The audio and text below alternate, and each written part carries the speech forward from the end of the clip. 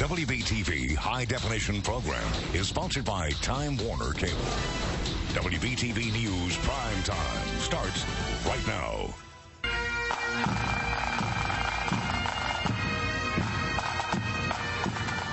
Indeed, Fred Thornton was a world changer. He changed the world of his family. He changed the world of his friends. He changed the world of his SWAT team. He changed the world of a police force. In fact, he changed the world of a city. Now on Prime Time, we are remembering a fallen officer. His family, his closest friends, and the community say goodbye to Fred Thornton. Plus, a working meth lab busted inside a licensed daycare. We'll tell you how police found it and whether any kids were put in danger. But first on Prime Time, it is a revolutionary new design in roadway construction, a new plan to finish the 485 outer belt. It's supposed to save you time and save the state money, but if you drive it, it'll definitely take some getting used to. Good evening, I'm Maureen O'Boyle. Nice to have you with us for Prime Time. The shovels will soon hit the dirt as crews prepare to break ground on that final leg of 485. Tonight, we're getting our first look at some of the proposed new plans, and they're like nothing you've ever experienced on a North Carolina roadway. This one is called the Turbine Interchange. A circular traffic flow is supposed to keep the cars moving smoothly, but it looks more like that roundabout from National Lampoon's European Vacation. I guess what we do is just drive around this circle here. It should be the second left exit. There's a hotel. Hey, look, kids! There's Big Ben and there's Parliament. It's amazing. I cannot get left. There's Big Ben, kids. Parliament. I can hardly contain myself. I remember that scene. I love it. Hysterical. Jeff Atkinson. These are interesting plans, but they could be confusing. Hopefully no experience like that, Maureen. It will take some getting used to, though, and some education. I-485, a project that's been talked to death. The last 6 miles are in the works to be finished. The beginning of the end. It's our cover story tonight.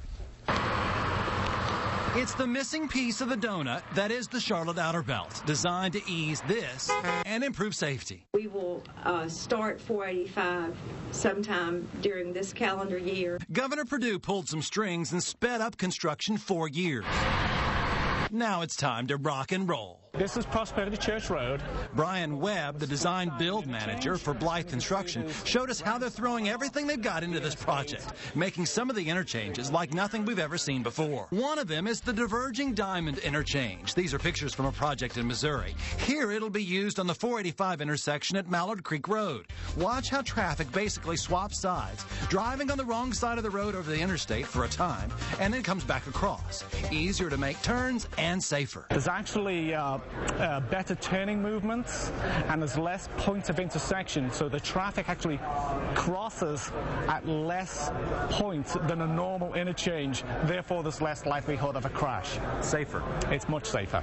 The biggie, 485's interchange at I-85 in University City, is called a Turbine Interchange, also a first for North Carolina. The concept a lot like a roundabout you see in the city. In the Turbine Interchange, to get from one interstate to the next, you just keep turning left. We wanted to do something that was innovative, something that would save some time. This will also save us some time on construction. It'll save us some money, and the footprint's going to be smaller too, so we're not using as much land. And we'll avoid terrible hang-ups like this one, where tractor trailers get caught up at I-77 and I-85 north of downtown. At a public meeting late this afternoon at Hickory Grove Baptist Church North, neighbors got their first look at the innovative designs for 485. It's bittersweet for the Bost family. Land they've had for almost 65 years, some of it will be eaten up in the Outer Belt. Progress is progress, and it will be nice to get home quicker, but don't want to give up the land to do that. It's a high-profile job. We're going to be under scrutiny of the public and the press. We're out here to do a good job and to get the project completed on time and on budget. They're expected to break ground on the project this summer in July. $150 million project to finish I-485, build all the interchanges, and to widen 85 in Cabarrus County, which is also part of the project. If everything goes well, should be completed in 2014. The old timetable had the project starting in 2015. I also like the idea that he said it would be safer, some of those interchanges. All right, Jeff, thank you so much.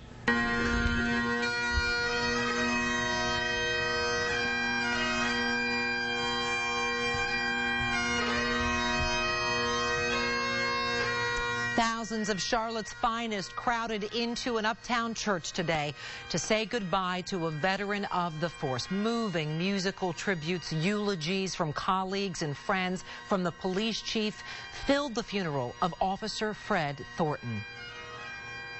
There is little we can do to take away that pain. But I want you to know that we will be here for you as much or as little as your heart and your mind can stand. Certain people play certain roles in your life, and Fred played a role in all of our lives. And I think that's the things that we'll miss the most. Thornton's funeral shut down most of the area around the First Baptist Church on South Davidson Street today. His casket there carried by horses on a special caisson. Thornton, who was on the SWAT team, died last Friday at an accident at his home involving a flash grenade. He was a 28-year member of the CMPD. A meth lab busted inside a licensed daycare in Burke County. Get this. This is still a developing story. It is coming out of Morganton tonight. Police and hazmat crews, they are still on the scene right now, cleaning up the lab and interviewing witnesses. This is Kit Kat's Family Child Care on Vine Arden Extension. Right now, we know no children were in the home at the time of the bust, but we can also tell you that Kit Kat's daycare license was just renewed by the state of North Carolina today. I don't like it. I don't like it. They're dangerous, very dangerous. Investigators tell us excessive purchases of cold medicine led them to the operators of this daycare. So far, no charges have been filed, but that could happen anytime. We'll stay on top of it and keep following it. A Raleigh doctor is guilty of manslaughter in the drunk driving crash that killed a 20-year-old ballerina. Dr. Raymond Cook got drunk and drove 100 miles an hour before he slammed into Elena Shapiro's car. It happened in September of 2009. Shapiro was an apprentice with the Carolina Ballet. Cook will be sentenced at a later date. A familiar sound in Burke County today, a big mess to clean up. This is Morganton. Strong winds, heavy rains tore through the area, uprooting many trees and causing all kinds of problems like that tree into the house. Eric Thomas is here in the First Alert Weather Center. We were talking about this at the exact moment last night. Boy, what a difference today was. Oh, it absolutely was. No doubt. The calm before and now the calm after the storm, Maureen. And so we'll show you just what a beautiful sunset we had on our Scott Clark's Toyota City weather net. And there it is. And there it is. Just a few high, thin cirrus clouds trying to work their way into the western skies. But you've got a nice evening shaping up for you. How about a look now at your headlines? And as Maureen just said, the sunshine had blasted back today. Very nice. The chilly nights, though, are ahead. And we've got to be on guard now for an unsettled weekend coming up.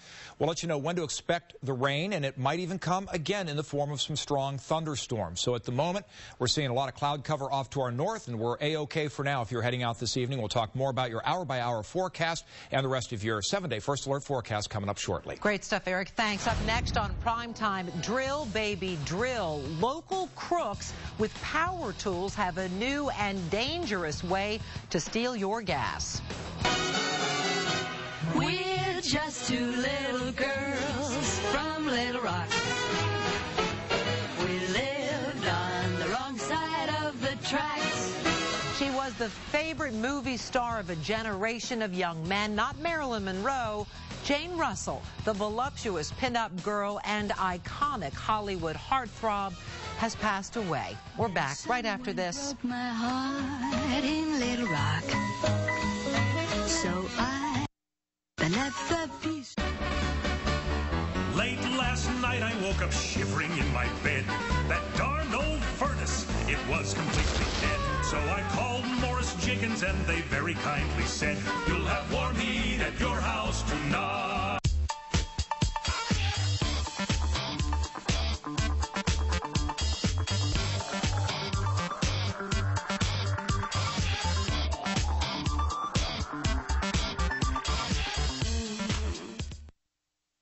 This is Prime Time on your side at 7 o'clock. Drill, baby, drill. That's how crooks are stealing gas in Fort Mill. York County Sheriff's deputies say they've seen 6 cases lately where bad guys actually used a drill to make a hole in a car's gas tank. Investigators say this is like playing with fire. You could have sparks from a battery-operated drill. There are chances of an explosion, chances of fire, and of course that increases the property damage.